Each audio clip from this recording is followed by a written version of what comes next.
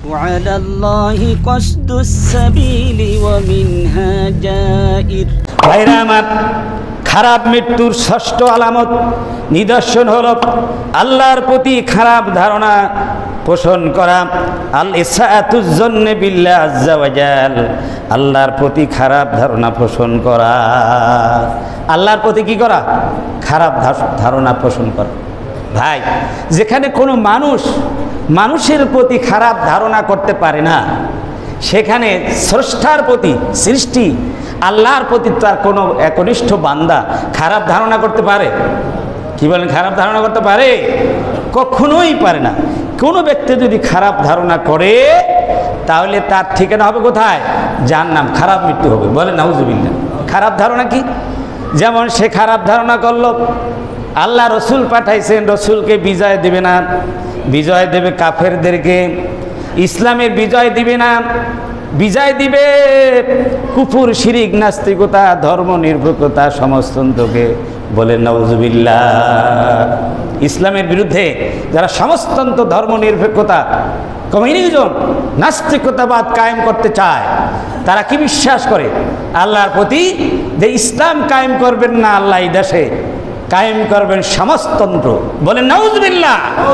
আল্লাহর জমিনে ইসলাম কায়েম হবে না, স্রষ্টার কাছে এই কথা মনে মনে আশা করা কোনো মুসলমানের সন্তান যদি করে, সাথে সাথে সে বেঈমান হয়ে যাবে। বলেন নাউজুবিল্লাহ। তার খারাপ মৃত্যু হবে। কি মৃত্যু হবে? খারাপ মৃত্যু। যে আল্লাহ রাব্বুল আলামিন এই ঔষধ খাইলে রোগ ভালো করতে পারে না। বলেন নাউজুবিল্লাহ। আল্লাহ রোগ ভালো করতে পারে না, ঔষধে ভালো করে। এটা আল্লাহর প্রতি কি খারাপ ধারণা? ভালো ধারণা? খারাপ ধারণা না? এইভাবে যে আমার চাকরি খাওয়াইতে পারে, আল্লাহ খাওয়াইতে পারে না। আমাদের দেশে এরকম শয়তান আসছিল, এখনো আছে।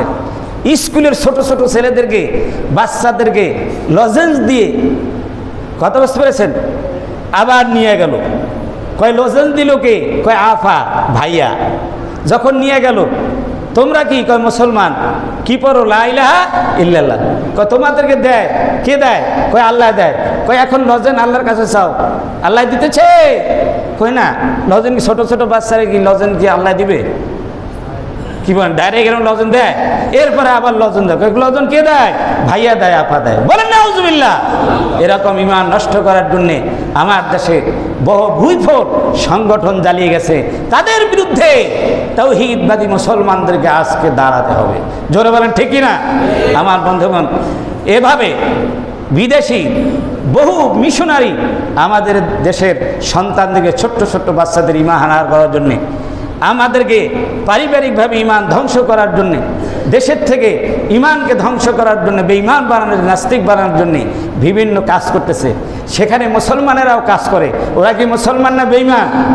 জোরে বল, মুসলমান না বেঈমান? যেখানে লা ইলাহা ইল্লাল্লাহর বিরুদ্ধে যেই মিছিলে স্লোগান দেওয়া হবে, যেই সমাবেশে স্লোগান দেওয়া হবে লা ইলাহা ইল্লাল্লাহর বিরুদ্ধে, সেই সমাবেশে, সেই মিছিলে কোনো মুসলমান অংশগ্রহণ করতে পারে না। বিশ্বাস করেন এটা? কি বলেন, পারে? পারে না। যেখানে আল্লাহর বিরুদ্ধে কথা হয়, কোরআনের বিরুদ্ধে কথা হয়, সেখানে মুসলমান অংশগ্রহণ করতে পারে না, ঈমান থাকবে না। বলেন নাউজুবিল্লাহ। মুসলমানদের সঠিক বুঝ দান করুন সকল, আল্লাহুম্মা আমিন। সুতরাং আল্লাহর প্রতি খারাপ ধারণা করা যাবে না। আল্লাহর প্রতি খারাপ ধারণা করে মুনাফিক। জোরে বলেন কে?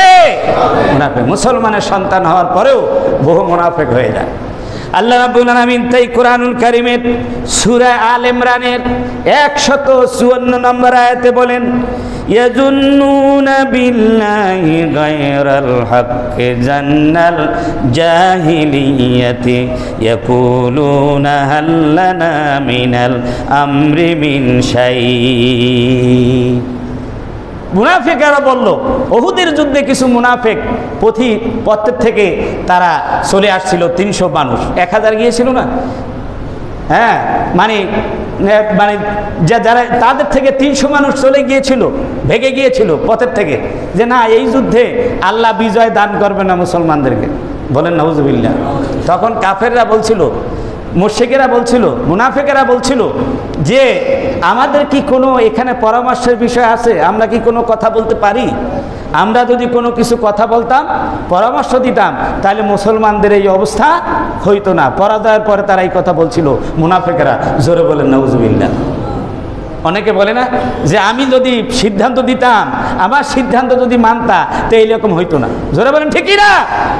ইসলামী একটি যুদ্ধে মুসলমান পরাজয় হয়েছে, সেইটার নাম হলো উহুদ যুদ্ধ।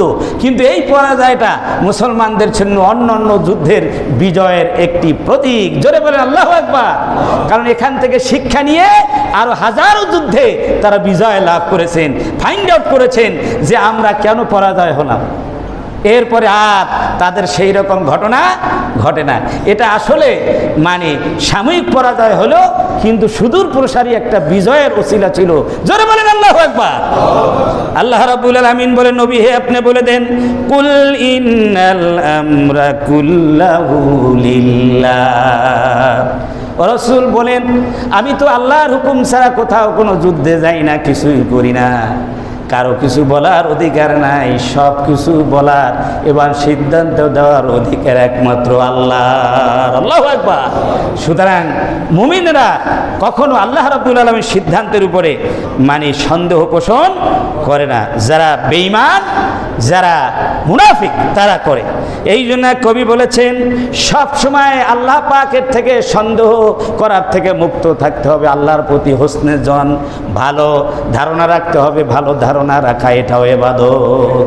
আল্লাহর প্রতি ভালো ধারণা রাখা কি ইবাদত। ব্যবসায় নেমে আপনি ধারণা রাখবেন যে আল্লাহ রাব্বুল আলামিন আমাকে এই ব্যবসায় আল্লাহ পাক বরকত দিবেন। জোরে বলেন ঠিক কি না? তাহলে আপনি লাভবান হবেন। ফাইন তানজু মিনহা তানজু মিন জি আজিমাতিন ওয়া ইল্লা ফাইন্নি লা ইখালুকা নাজিয়া। এক আরবি কবি বলছেন, যদি তুমি এই আল্লাহর প্রতি খারাপ ধারণা থেকে নিজেকে মুক্ত রাখতে পারো, তাহলে মহা মুসিবত, বিপদ থেকে তুমি মুক্ত থাকতে পারবে। আর তা না হলো তোমার কোনো মুক্তি নাই। বলেন নাউযুবিল্লাহ।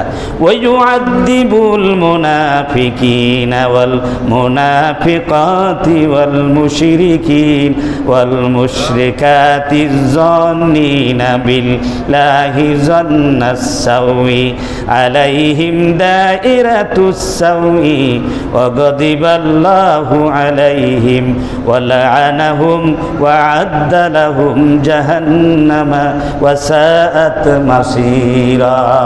আল্লাহ পাক বলছেন, মুনাফিক নারী এবং পুরুষ, মুশরিক নারী এবং পুরুষকে যারা আল্লাহর প্রতি খারাপ ধারণা করে, তাদেরকে আল্লাহ রাব্বুল আলামিন শাস্তি দিবেন। তারা নিজেদের এই খারাপ ধারণার গোলক ধাঁধায় তারা নিজেরাই বিপর্যস্ত, কিন্তু আল্লাহ রাব্বুল আলামিন তাদের উপর ক্রুদ্ধ এবং অভিসম্পাদ দিবেন। তাদের ঠিকানা হবে